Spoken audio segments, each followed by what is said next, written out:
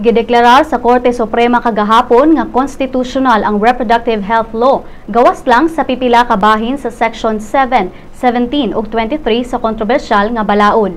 Si Supreme Court Public Information Office Chief Teodoro Te nipahibaw kini nga nakabot nga hukom sa maestrado ato sa gipahigayon nga tinuig nga summer session sa Baguio City.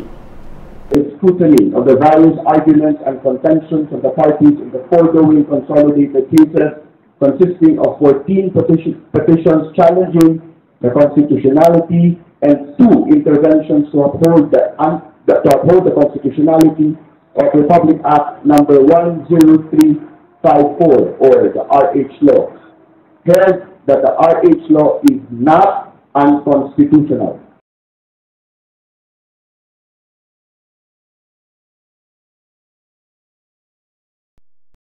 Apan ang mga leader sa simbahang Katoliko mipadayag sa ilang kasagmuyo sa desisyon sa labing taas nga hukmanan.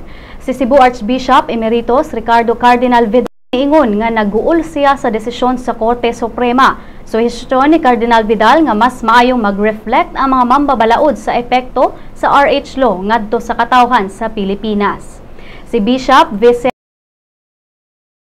ang baruganan sa simbahang Katoliko tungod kay ang pagdeklarar sa RH law nga konstitusyonal wala naglangkob sa paghukom sa leksyon sa balaod nga nagsubay sa standard sa Kristiyano ug sa Katoliko.